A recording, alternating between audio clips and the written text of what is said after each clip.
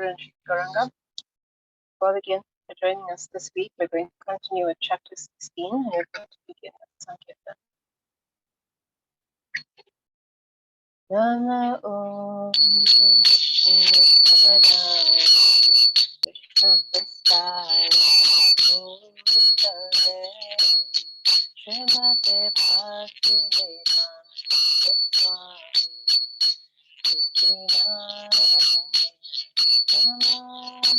Swami Vishnu Padaya Krishna Prasthaya Bhutale Srimate Bhakti Vedanta Swami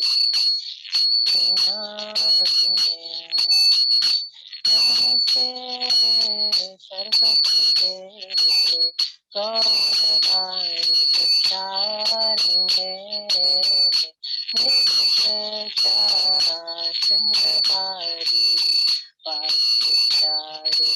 Dasi Namaste Saraswati Devi Gauravani Pracharine Nirvishesha Shunyavadi Vasatyamritakarine Shri Krishna Chaitanya Prabhu Nityananda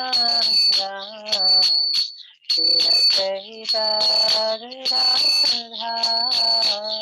Srivasadi Gaura Bhakta Jai Shri Krishna Chaitanya Prabhu Nityananda Shri Advaita Gadadhar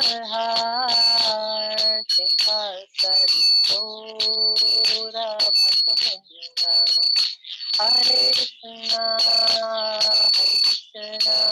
Krishna Krishna, Hare Hare, Hare Rama, Hare Rama, Rama Rama, Hare Hare, Hare Krishna, Hare Krishna, Krishna Krishna, Hare Hare.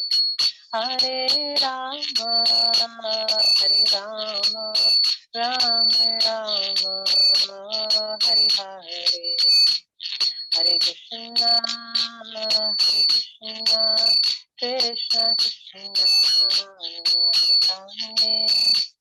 Hare Rama, Hare Rama, Rama Rama, Hare Hare.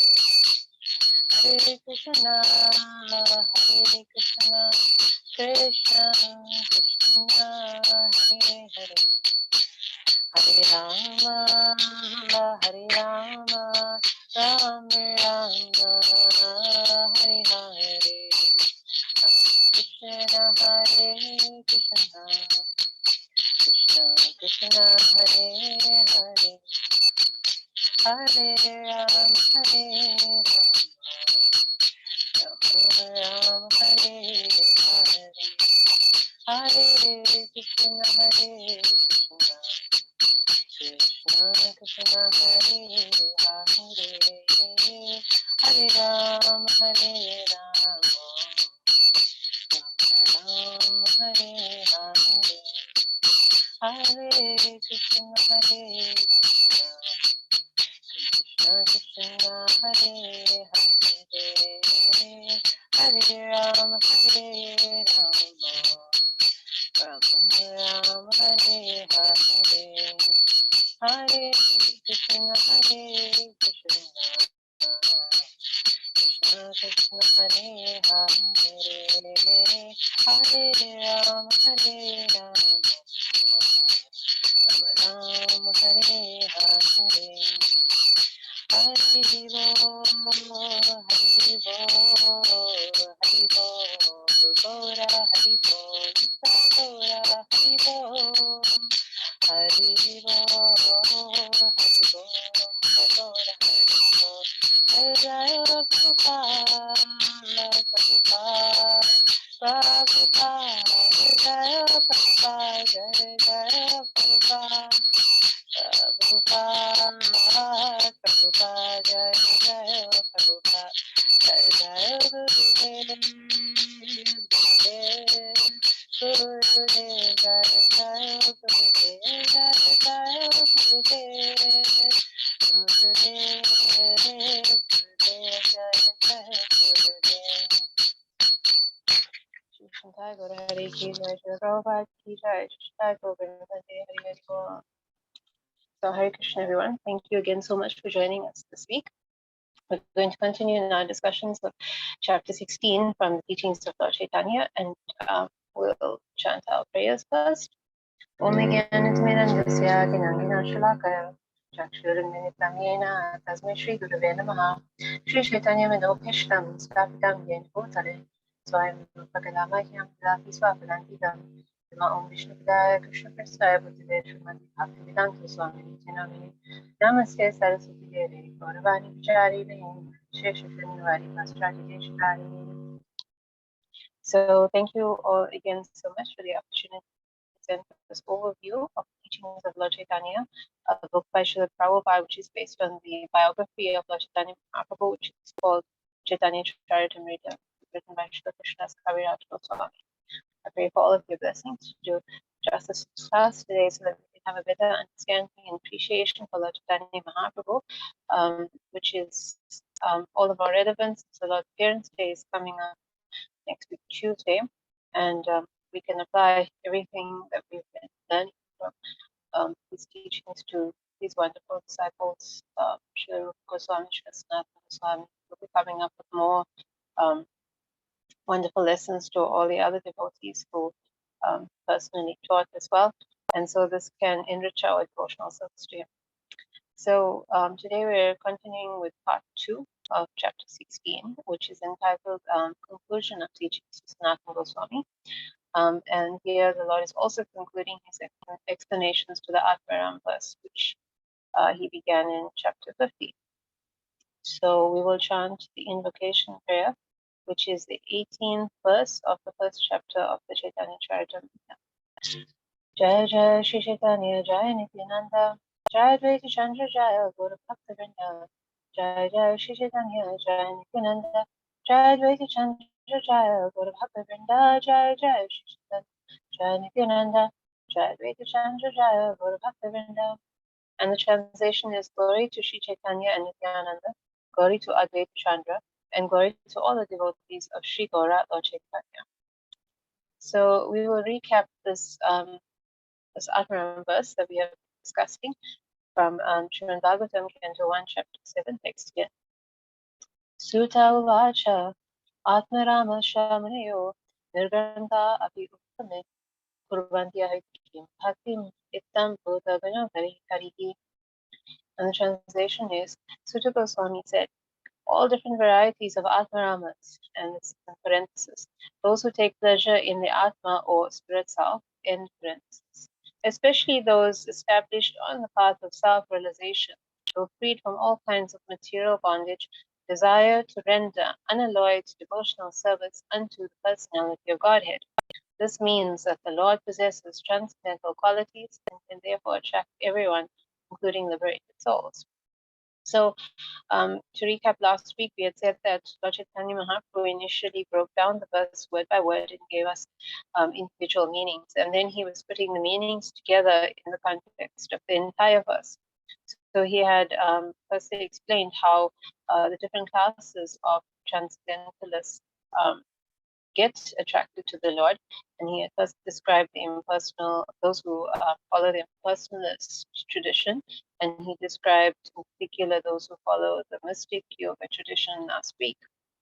So now we will continue discussing other different transcendentalists, or other different kinds of persons that the word Atmarama can refer to. The word Atma also means an endeavor. So we had said that Atma has different meanings, and Rama means enjoyer. If Atma means an endeavor, it means that Atmarama means one who enjoys an endeavor, or one who takes pleasure in an endeavor. But what is a worthy endeavor? This is what the Lord is explaining to us. In every practice, there is some endeavor, and the ultimate endeavor is the endeavor to reach the highest perfectional stage of devotional service. In Srimad Bhagavatam, Canto 1, Chapter 5, Text 18, it is said that one should try to attain the highest goal, which cannot be attained either in the higher or lower planetary systems. The idea is that material happiness and misery are automatically available in all planetary systems in the course of time. But the highest achievement, devotional service, cannot be attained anywhere without endeavor. So this is interesting. Srila Prabhupada had mentioned many times in his teachings to us that one can achieve happiness and distress without endeavor. So how is this possible? So when we come into this world from our past lives, we already have our quota of happiness and distress decided by what we have done before. So basically, this life is, we could say, almost pre-programmed already, so that that happiness and distress can play out. And that means that we are therefore programmed in a way to already have a concept of happiness or distress according to that which is going to happen to us in that way. Therefore, we find the activities that we can say have access to, pleasurable or not, because this is what has been ordained for us by destiny. So basically, whatever we are endeavoring for in this life is not deciding on happiness and distress right now. Maybe deciding on happiness and distress in the future. But as for our happiness and distress right now, that's already been decided. So Srila Prabhupada had often told us not to expend too much endeavor trying to get more happiness or distress, because it's not going to happen now anyway. What we're going to get has already been decided for us. But devotional service is not pre-programmed in us, because we're acting according to our false ego, according to our mind, what we have attained through our previous karma. So we attain devotional service rather through the mercy of a devotee, and when we get it, we have to express an endeavor then. We have to put an effort in that's more than just according to the mind and the false ego. We have to put in an endeavor that's not material. So this may sound like it's a bit more work, but that's not what we can understand by the word endeavor. Endeavor means that this work, this act of devotional service, this is something that we have to put aside our material inclinations and our material tendencies to enjoy, and to perform this rather for someone else, to endeavor for someone else, namely Krishna and his pleasure. So this is a natural condition of the soul to serve Krishna, and therefore this is no work per se. This is something that the soul takes great enjoyment in, and this is why devotional service eventually becomes so natural. But our only challenges may come through because we're acting still on the platform of our false ego and our mind. So it seems that we have to put a little more effort into engaging in devotional service. Therefore, the Brihan Naradiya Purana, it is said that one who is serious about understanding the highest perfectional stage of devotional service can become successful simply by his endeavor. One cannot attain the highest perfectional stage of devotional service without personal endeavor. As Krishna states in the Bhagavad Gita, chapter 10, text 10, Tesham sastrayuktanam bhajata purvakam dadami buddhi yogam tam yena mam upayante. To those who are constantly rendering devotional service to me with love, I, who am situated in everyone's heart, give the intelligence by which they can make undeterred progress in devotional activities. So even at first, if we're struggling with the mind and the false ego, which are trying to drive us towards being in control of situations and being the enjoyer of situations, the Lord is very mercifully giving us direction from within so that we can make progress in devotional service in spite of and despite the actions of the false ego and mind. So all that we need to do is make sure that our devotional service is qualified by two important things that the Lord mentioned in the verse. It says, to those who are constantly rendering devotional service unto me with love. So no other motivation. So constant, unmotivated devotional service. What we remember from Srimad Bhagavatam is Aitiki Apratihata. This is all we need to be doing. Sincerely, constantly rendering service to the Lord without any motivation. And we're sure that He's going to give us the assistance that we need so that we can overcome the enjoying tendencies of the mind and the false ego, and we can render devotional service as naturally as it comes to our souls within. The word Atma also means Driti, That is patience and perseverance. By patience and perseverance, one can achieve the highest stage of devotional service. So those who take pleasure in the endeavor, the patience and perseverance of devotional service, these persons have been referenced in another place in our the writings of the Goswamis. That is the Nectar of Instruction, verse 3. We remember there are 6 principles favorable to the execution of pure devotional service. 1 is being enthusiastic. 2 is endeavoring with confidence. 3, being patient. 4 is acting according to regulative principles such as Shravanam, Kirtanam, Vishnu, Smaranam, hearing, chanting, and remembering Krishna. 5 is abandoning the association of non-devotees, and 6 is following in the footsteps of the previous acharyas. These 6 principles undoubtedly assure the complete success of pure devotional service. So there are many ways that we could waste our time expending endeavor, patience, perseverance. But if we apply these principles to um, um, the processes of devotional service mentioned here, Shravanam, Kirtanam, Vishnu Smaranam, while faithfully following in the footsteps of the acharyas and avoiding the association of non-devotees, we will attain the ultimate success of devotional service. And that is the real pleasure of life. As far as the word Muni is concerned, there are additional meanings. So we remember that the first word is Atmaramisha Munayo, right? And we had discussed initially how Muni was related to people who we might consider were on spiritual paths, and those were endeavoring for attaining a transcendental state.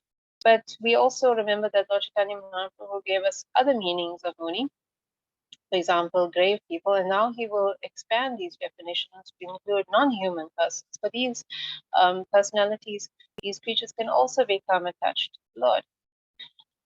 As far as the word Muni is concerned, there are additional meanings. The word also refers to a bird and a large black bee. Another meaning of the word Nirgrantha, we remember Chamuneo Nirgrantaha. So Nirgrantaha is also there. Nirgrantha is also a foolish person. Thus, even birds, bees, and foolish people engage in the service of the Supreme Lord when they are favored by the pure devotee. So we had described as well that everyone needs the mercy of the pure devotee, and the mercy of the pure devotee is not restricted just to human beings. The pure devotee shows their mercy to all creatures, including birds and bees. Indeed, it is stated in the Srimad Bhagavatam, Canto 10, Chapter 21, Text 14, that the birds in Vrindavan are devoted to the service of the Supreme Lord. It is also stated in the Bhagavatam, Canto 10, Chapter 15, Text 6, that the black bees in Vrindavan always follow Krishna and Balaram. In that verse, Sri Krishna describes to Balaram the devotional service the bees were rendering unto him, that is Lord Balaram. O supremely virtuous one, O original personality of Godhead, just see how these bees are following you, glorifying your transcendental fame and thus worshipping you. Actually, these bees are not as they appear. They are great sages who are taking this opportunity to worship the Supreme Soul.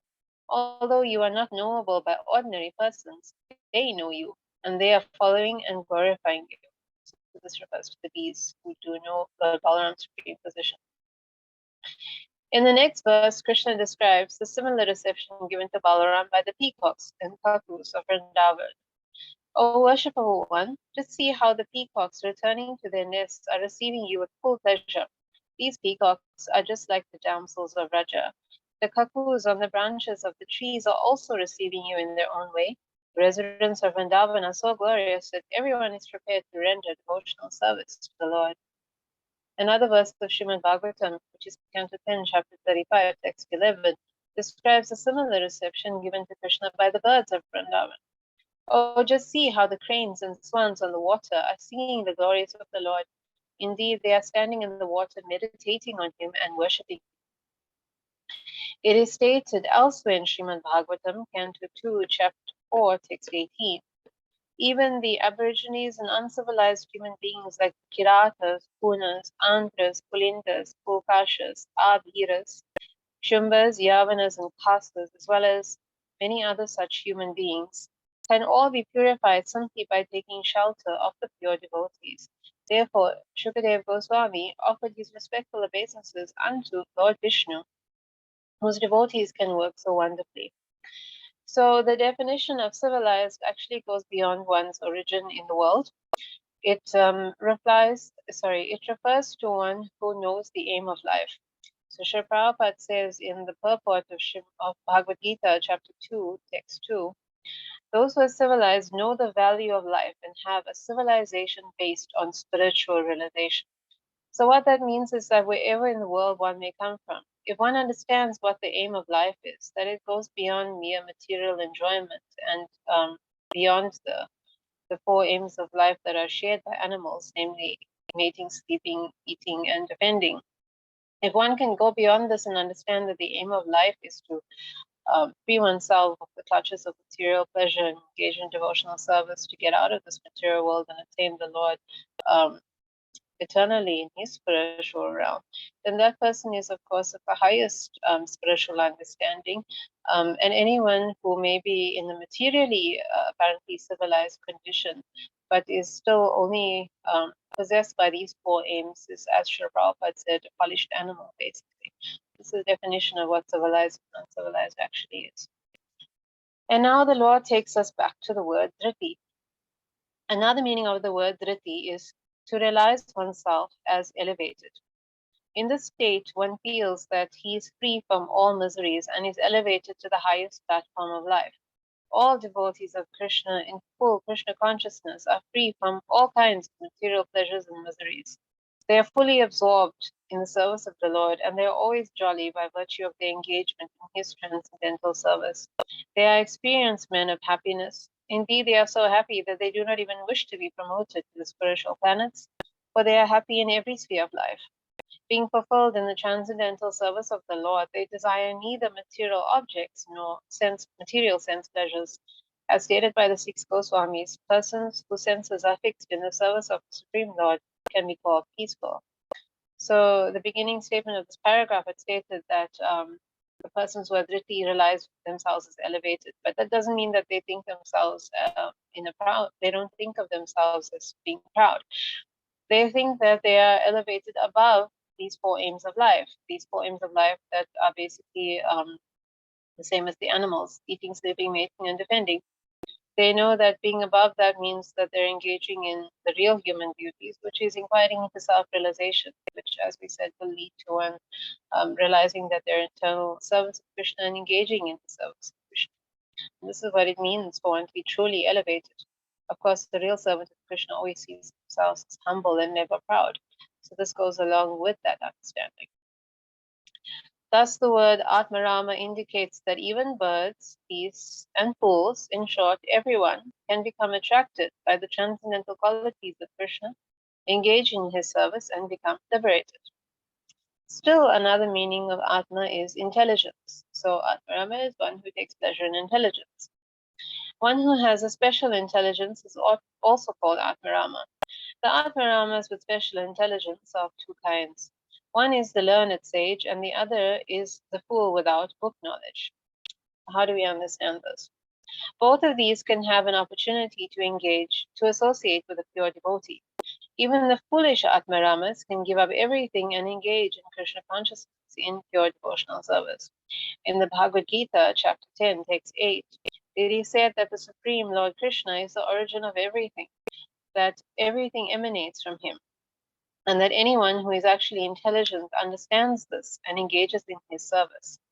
A verse in the Srimad Bhagavatam, Canto 2, chapter 7, text 46 states, to say nothing of persons who are intelligent enough to study the Vedas, even less intelligent persons like women, laborers, kunas, shabaras, as well as the birds and beasts, can achieve the highest perfectional stage of life by engaging in the devotional service of the Lord. As previously quoted, Bhagavad Gita chapter 10, text 10 also indicates that when a person becomes highly intelligent and engages in Krishna consciousness, Krishna reciprocates by giving him the intelligence by which he can be promoted to the abode of the Supreme Lord. So generally people take offense to be called foolish or not intelligent, but this is just one definition of intelligence, and that is book knowledge. And of course, even in the material world, some people have book knowledge and some people don't. But the highest intelligence, as Sri Prabhupada concludes in this purport, is to understand again one's constitutional position and to engage in devotional service to Krishna in that position. And for that, Krishna gives one the intelligence. So previously it was considered that one who had book knowledge was considered intelligent. And so those who had studied the Vedas were, these are the persons who are mentioned as intelligent, and those who are less intelligent were those who didn't study the Vedas. Like, as mentioned here, traditionally it was the women and the laborers. But even amongst those who do study the Vedas, they don't understand that Krishna is the object of the Vedas, and so their intelligence is thus limited. And in the same way, we see that in this day and age, hardly anybody, even people who study the Vedas, don't understand that Krishna is the goal of the Vedas, and so they're also of less intelligence. So basically, anyone who wants to be considered truly intelligent will take to devotional service under the guidance of a pure devotee. And because of their sincere endeavors in that regard, will get blessed by Krishna within the heart, and that will grant them the real intelligence in which to attain the perfection of devotional service. The Lord then told Sanatana Goswami that the association of good devotees, engagement in the transcendental service of the Lord, the understanding of Srimad Bhagavatam, the chanting of the holy name of the Lord, and residence in a holy place like Vrindavan or Mathura are all very important for elevation to the transcendental plane. One need not practice all 5 of these things, of these items. If one is expert in just one of them, he will without fail be elevated to the stage of love of Godhead. One who is actually intelligent gives up all material desires and engages in the transcendental service of Krishna. The influence of devotional service is such that a person who engages in it gives up all material desires and becomes fully attached to Krishna, being inspired by the transcendental qualities of the Lord. Such is the beauty of the Lord in the eyes of his devotee. So we've discussed before that there are 5 main items in devotional service, that if one can't engage in any of the other vast number, that these 5 are sufficient, 1 or 2 or all 5, for one to make the progression to the highest stage of devotional service. And these are all available to us for the association of devotees, as Sri Prabhupada created this movement ISKCON for chanting the holy names, which can be done anywhere and everywhere. The reading of and hearing of Srimad Bhagavatam, and worshipping the form of the Lord, which also by Sri Prabhupada's mercy we have access to so many temples and so many deities, and the ability to even worship the deity of the Lord at home. Even having a picture of the Lord is sufficient. And anyone's home in that way can actually be turned into a place of pilgrimage. For once one is glorifying the Lord and chanting his holy names, that already means that that is a place of pilgrimage. And if one is also fortunate, one can travel to the holy places. So all of these are practically given to us so that anybody can achieve perfection of devotional service, even in these times. Another meaning of the word Atma is nature. In this case, the word Atmarama indicates that everyone is enjoying the particular nature he has acquired. So Atmarama also refers to the enjoyer of their nature. But the ultimate nature, the eternal nature of the living entities, to serve the Supreme Lord. One who attains to the perfection of understanding his real nature as eternal servant of the Lord gives up his designative, that is, material or bodily conception of life. That is real knowledge. Those who are in the pursuit of knowledge and who get the opportunity to associate with a pure devotee also engage in the devotional service of the Lord. Sages like the 4 Kumaras, as well as fools and birds, can engage in the Lord's transcendental service. By being favored with Krishna's causeless mercy, anyone can be elevated to the platform of Krishna consciousness. So generally, the nature that we've acquired is given to us by the mind, the intelligence, and the false ego. The subtle body carry the perceptions of life from our previous existence, and so we think that the nature that they're giving us is the nature that we have. And so we hear people speak about their natures or what is their nature like, but no one actually knows what the real nature is like, because everybody's speaking of what the mind, the intelligence, and the false ego are dictating. So this is because when we come into this material world, we come here to control. The material world is our opportunity not only to try out control, but also to find out that we can't have control, that no matter how much we try over every situation in life, from very large situations to very small situations, we can never actually have control because everything is under the control of the Supreme Lord and his material nature, which is always tricking us and making us believe that we can and should have control, and then just disappoints us when we can't.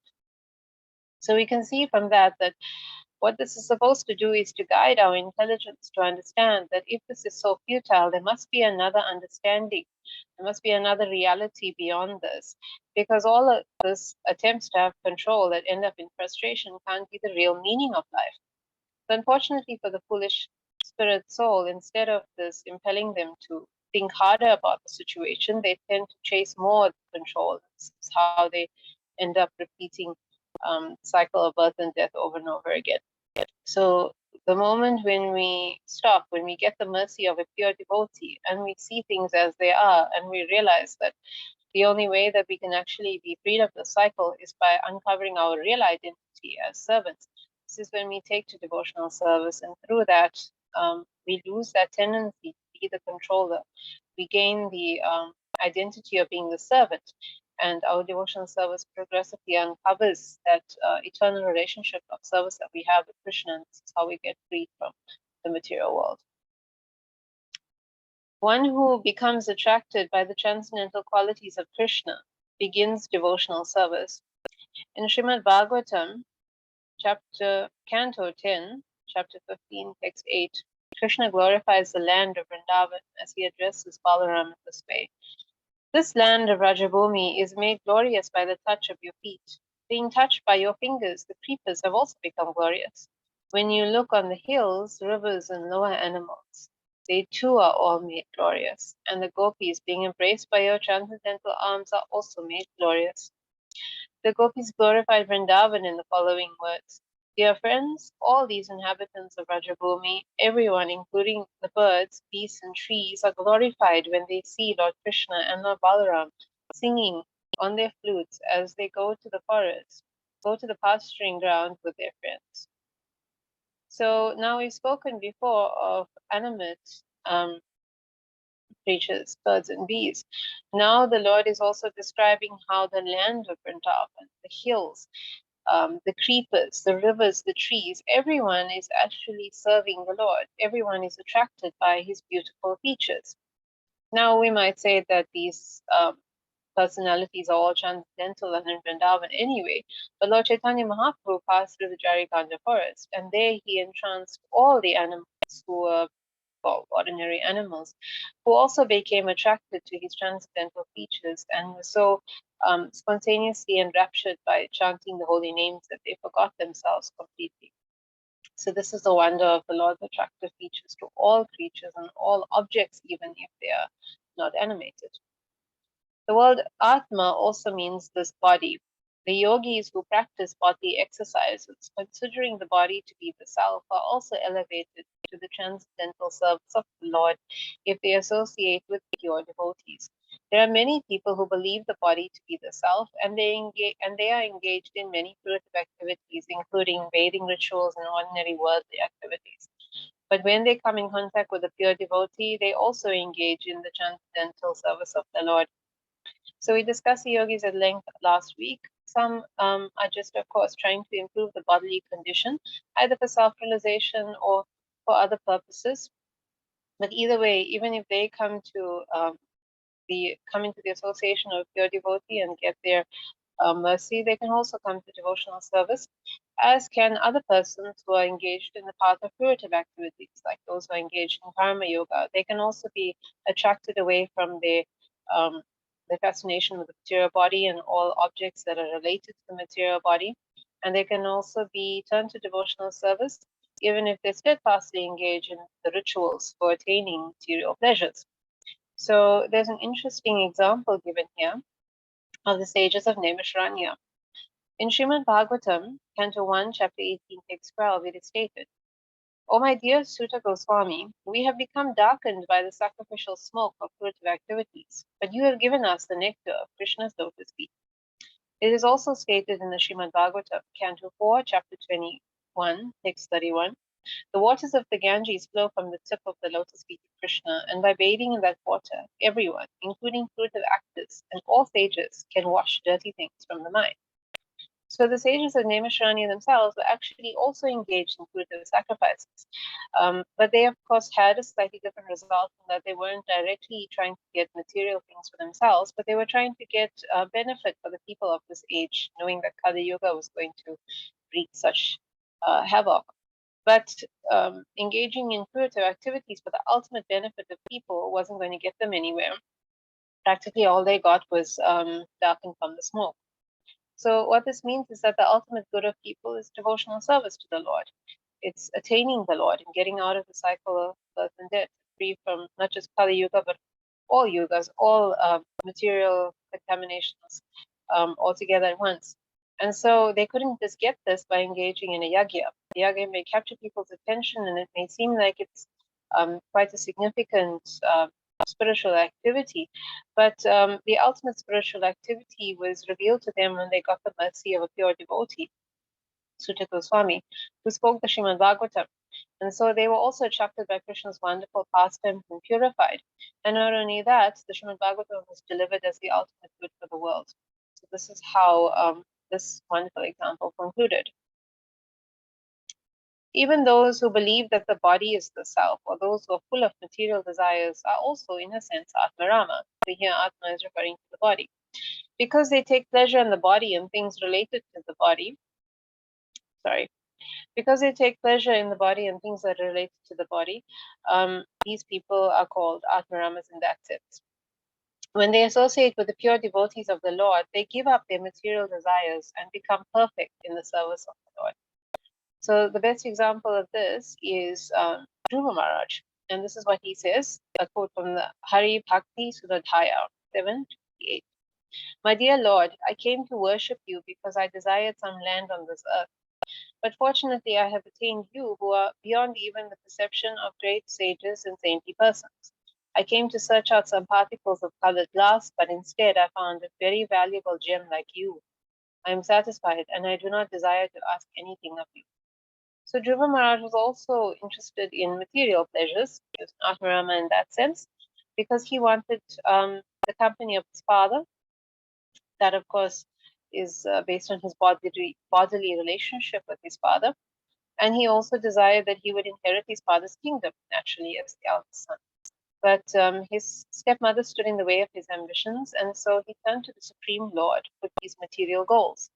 And so he had undertaken all the severe penances and dedicated himself to attaining this goal. But when he saw the Supreme Lord, his words are, he's satisfied.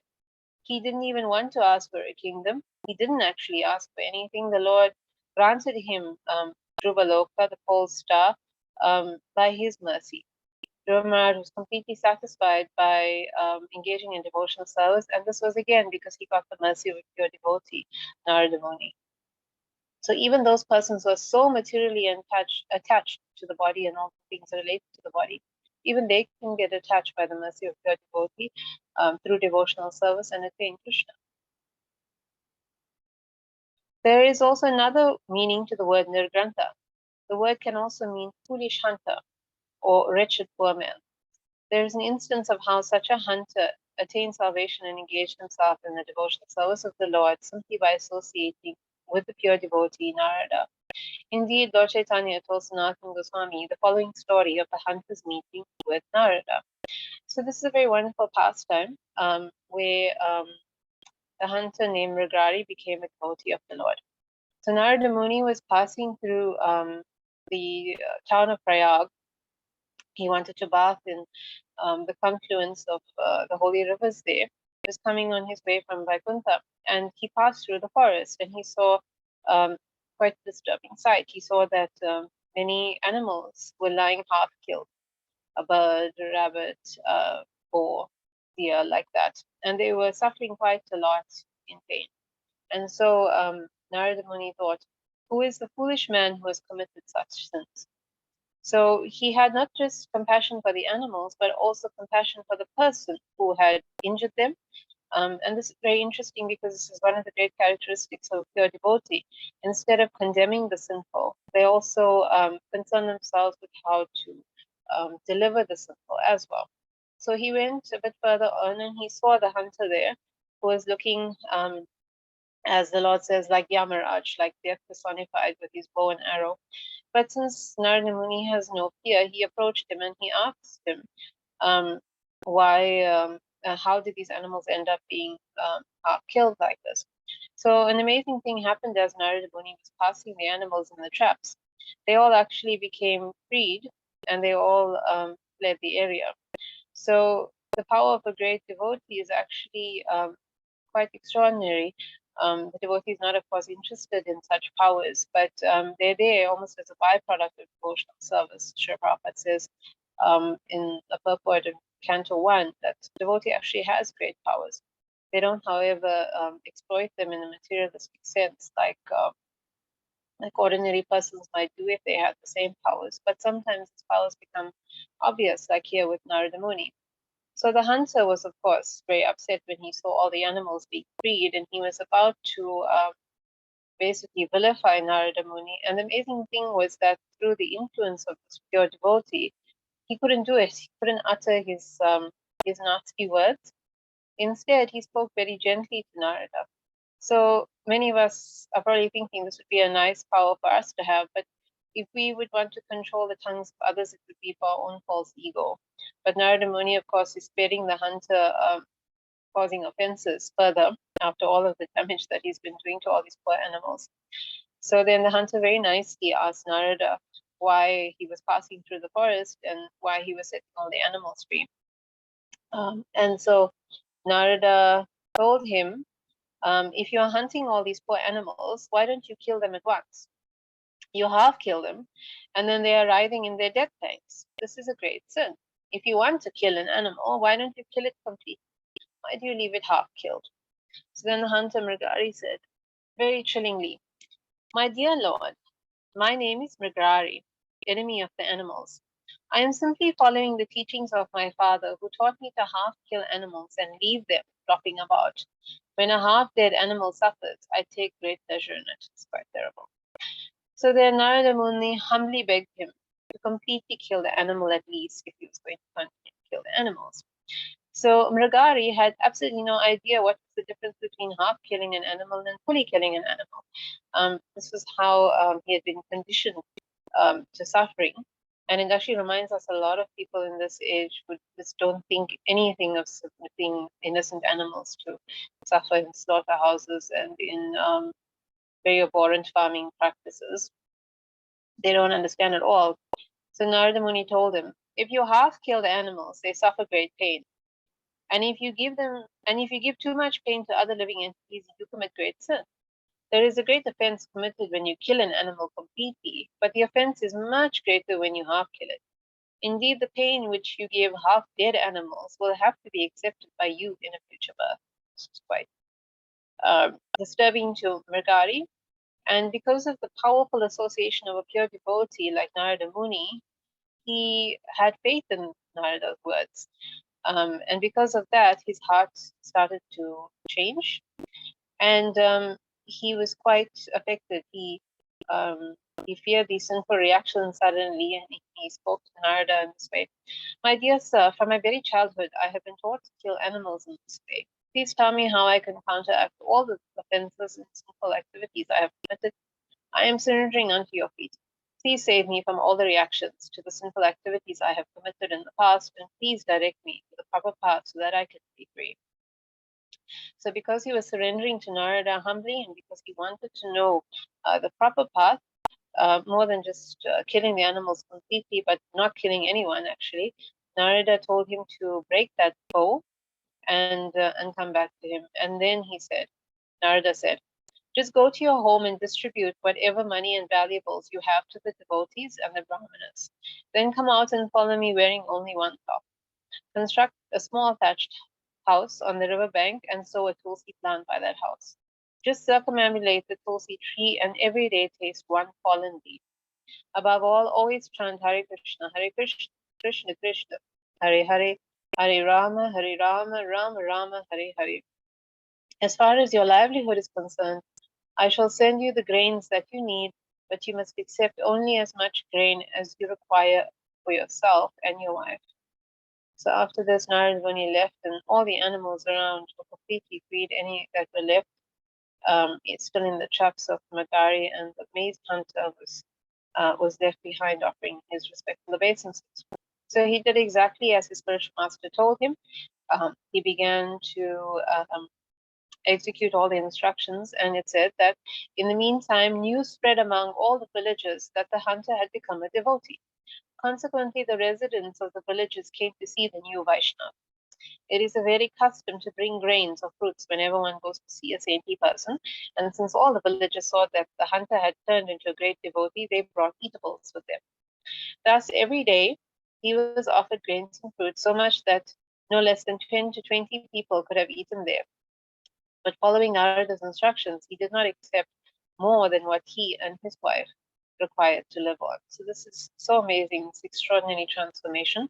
But of course, we've seen it in modern times, the way Srila Prabhupada also caused such an extraordinary transformation in the hearts of so many people. And also by the power of the pure devotee, there's always enough facilities in the material way for everybody. So just as Madari is provided for, so all devotees of the Lord, anything that they need. After some days had passed, Narada told his friend Parvat Muni, I have a disciple. Let's go visit him and see if he is doing well. So the hunter saw them both coming from a distance, and he approached them very humbly, but he saw that some ants were in the way.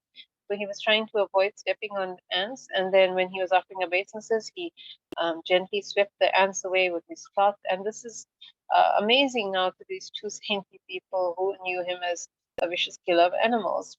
So Narada Muni thought of a verse from the Skanda Purana. Is it not wonderful that a devotee of the Lord is not inclined to give any sort of pain to anyone, not even an ant? This is a meditation for us. Um, Although formerly the hunter had taken great pleasure in half killing animals, since he had become a great devotee of the Lord, he was not prepared to give pain even to an ant. So the hunter and his wife, they received these two saintly people very nicely, chanted the holy name and danced in ecstasy. And Parvat Muni was amazed, and he told Narada, you are a touchstone, for by your association, even a great hunter has turned into a great devotee. And there's another verse in the Skanda Purana which states, my dear Devarshi Narada, you are glorious, and by your mercy, even the lowest creature, hunter of animals, also became elevated to the path of devotion and attained transcendental attachment for Krishna. Narada inquired of the hunter devotee, are you getting your foodstuffs regularly? And the hunter said, you send so many people, and they bring so much food that we cannot eat it all. And then Narada appreciated it and told him, whatever you are getting is all right. Now just continue your devotional service. And then both of them disappeared from the hunter's home. Lord Chaitanya recited the story to show that even a hunter can be engaged in the devotional service of Krishna by the influence of pure devotees. So thank you all so much for your kind attention. Please join us next week when we'll complete chapter 16. Please meditate on the Lord and His mercy and His instructions this week as we build up to His Appearance Day, and please attend the Appearance Day celebrations wherever you are in the world, and glorify most glorious Lord Chaitanya Mahaprabhu. We owe everything to the holy name and this Krishna conscious movement, and the chance to get the perfection of pure devotional service and attain Krishna in the spiritual world. So thank you so much. Shri Shantai Gaura Hari Jai, Shri Prabhupada Ki Jai. Are there any questions or comments or corrections? Anything that I can clarify?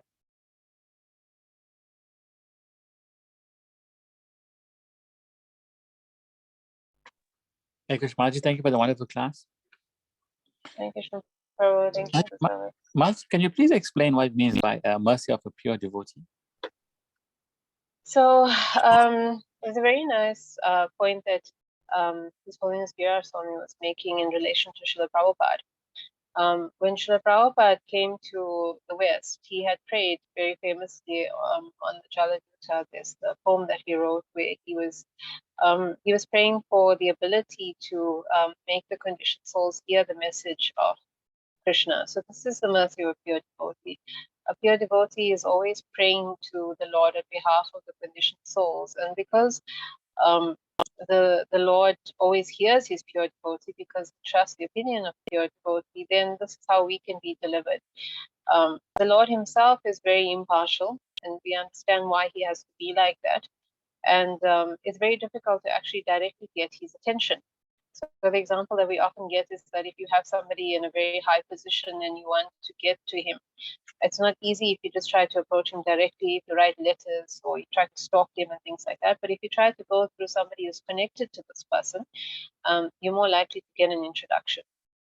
So in the same way, the pure devotee comes to get the mercy of pure devotees. That pure devotee prays for us even if they don't know us. Srila Prabhupada didn't know who he was going to encounter in the West. He was just praying that anyone who would get this message of Krishna consciousness would take it seriously and would take to devotional service.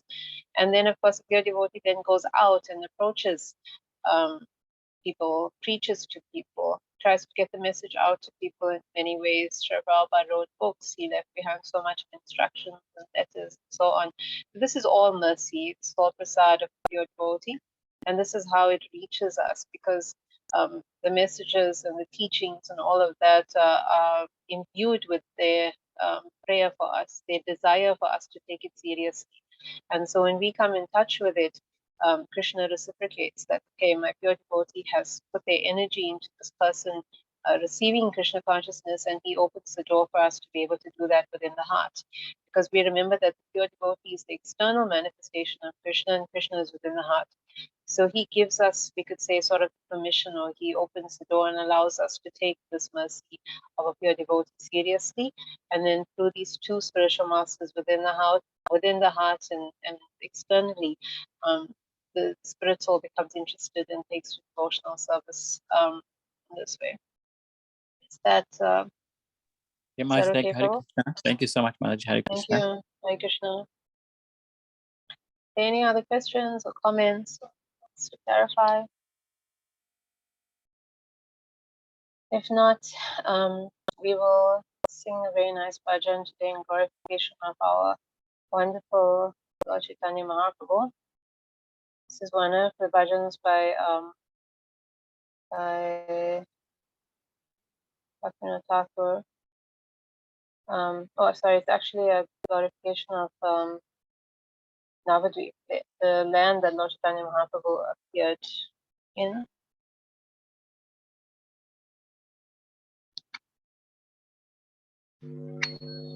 Kavi Gaura Premi Suradhuni Date Aradhe Hare Krishna Bole Kavi Gauravane Suradhuni Date Aradhe Hare Krishna Bole